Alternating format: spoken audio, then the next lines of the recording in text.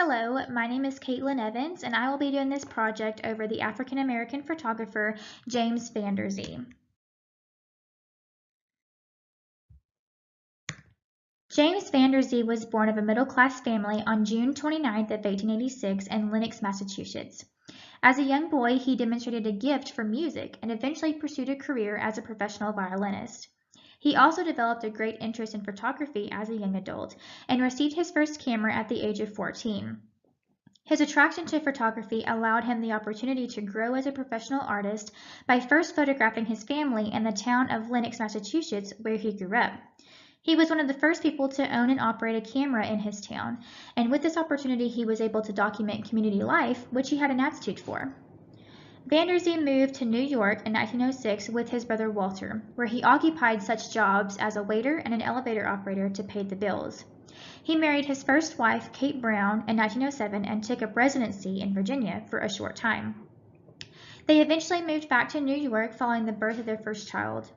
Vanderzee and Kate Brown split in 1915, and he then moved to New Jersey, where he obtained a job as a darkroom assistant at a New Jersey photo studio.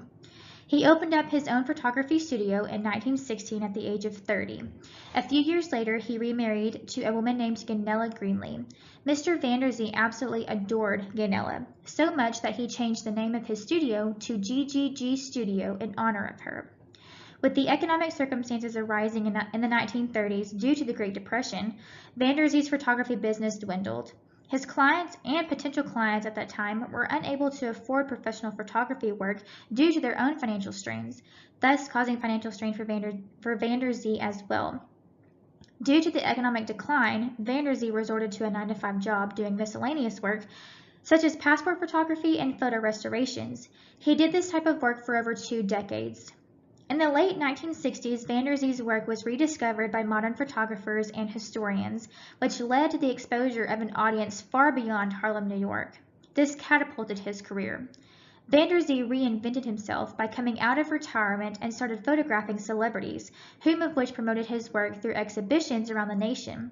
He is known for photographing celebrities such as Marcus Garvey, Florence Mills, and Bill Bojangles Robinson, amongst many others. In 1969, his work was featured in a museum exhibition called Harlem on My Mind at the Metropolitan Museum of Art. His work showcased life within the Harlem Renaissance.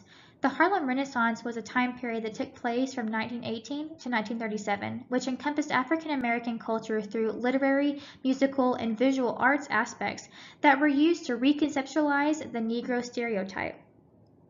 2 years following the death of his second wife, Ganella, Vanderzee married Donna Mussenden. With the help and motivation of his wife, Donna, Vanderzee resumed his career and was known for capturing photographs of celebrities such as Bill Cosby and Muhammad Ali. Given his extraordinary work and passion for photography, Vanderzee was awarded 6 honorary doctorates and was honored the International Black Photographers Award and the Living Legacy Award by President Jimmy Carter himself. The world-famous photographer died of cardiac arrest in 1983 at the age of 96 in Washington, D.C.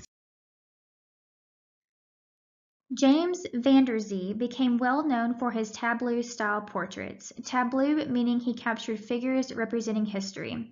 He also became known for his imagery of African American life. He primarily photographed middle-class African Americans, which of whom were photographed indoors most of the time. His work was mostly straightforward, meaning composition was not too busy nor over the top for the viewer.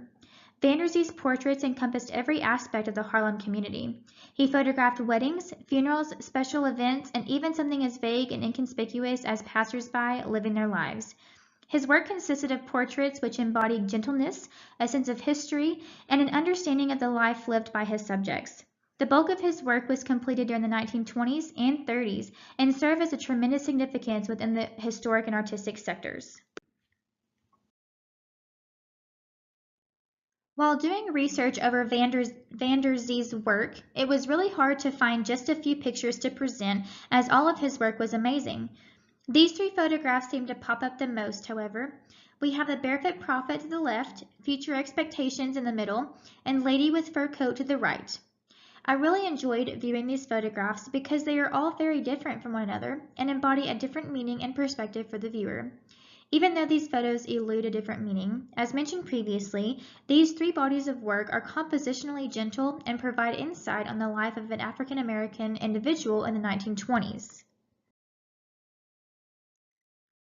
As you can see with these same three photographs, in the highlighted circled areas, I have shown where James Van Der Zee put his signature and the date of these three photographs. He did this with all of his final images, which only provided authenticity for his photographs.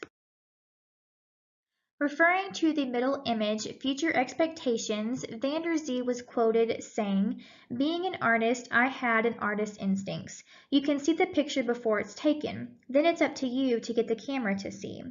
So Van Der Zee saw that this young couple might in the near future have children. So in the circled area, I have highlighted where Van Der Zee faintly put the image of a toddler or a young child leaning up against the wall holding what seems to be a toddler. He could see that maybe in their near future they would have children, and he wanted the viewer to see what he had envisioned for this couple. Van Der Zee incorporated the same concept in this photo as he did with Future Expectations. As you can see, there is a man faintly behind this woman in this chair. He has his hand on her arm, and as a viewer we can assume that this man might be her husband and that he has passed away due to the flowers on the ground and the flowers laying on her lap and in the chair. This same concept of seeing what the artist can see was a challenge for Van Der Zee, but was one that he really enjoyed employing. As previously mentioned, James Van Der Zee was very well known, especially in his later years of photography, for capturing celebrities such as Marcus Garvey, Bill Cosby, and Florence Mills. These images taken by Van Der Zee are of the mentioned celebrities. The two images that I will be analyzing of his work is this one presented titled Couple in Raccoon Coats, and also another image following this slide titled Portrait of a Woman. Both of these images were completed in 1932. The first thing that really captured my attention of this photograph was not only the style of the photograph, but the style of the individuals presented. They are wearing very nice fur coats, very nice attire, driving a very nice car, and they're also in the middle of town. So this only alludes his picture taking of African American life. Lester states that a photographer's style is formed by the culture in which the pictures are made. Given Van Der Zee photographed middle-class African Americans during such a sensitive time in our history, this shaped his style and the cultural perspective of those viewing the subjects photographed. Also, the contrast is very dramatic. The whites are very white and the darks are very dark. Lester also states that this dramaticness and contrast eludes a youthful design. The center of visual impact is also presented in this photograph. At first sight, you are automatically drawn to the couple in the middle. Then after that, your eyes kind of veer off to the car and then to the background. The depth of field is not a shallow depth of field, but it's not a deep depth of field either. It's kind of an in-between. We are still able to make out the background, but it is still kind of blurry and not the main focus as the couple are. In this photograph, Portrait of a Woman, the shadows are very gentle and the light is very gentle as well. We can see that the light is coming from the right side of the photo and directing towards the left. This creates a soft shadow on the left side of her face as well as highlighting her features on the right side. This photo actually completes the rule of thirds. The lower half of her body is in the vertical first third and her body kind of sways up to where her head is in the middle of the photograph. This technique is very aesthetically pleasing to the viewer. The depth of field is very different from the previous photograph. As you can see in the photograph, we cannot really make out what is in the background. We can see that there are floral designs of some sort, but we still do not understand what is behind her. While viewing this photograph, I essentially had a metonymic code moment. Metonymic code is basically you assume something about what you see. When viewing this photograph, I assumed that this woman was very young, she was very gentle, she was soft-spoken, and she was of a middle class, maybe even upper class family. Lady with the Fur Jacket is the image that I decided to riff. I personally really enjoyed this photograph much more than most of his work, not degrading his other works, but for some reason this one just really stuck out to me. This woman has a very genuine smile and genuine expression on her face, and I really wanted to replicate that in my photograph. This image is titled Girl with Houndstooth Coat. This is my riff of the lady with the fur jacket. This is my sister, and I really wanted to use her as my model for the riff because she is a very genuine person and just has a very genuine look about her. So I thought that she'd be the perfect person to use in replicating this photograph. I feel that her expression on her face is very similar to that of the lady with the fur jacket. Here is a side-by-side look of both of the images. I feel that the expression of these two individuals are very similar and both genuine. The positioning of their bodies are very similar as well and give the same expression as far as body language.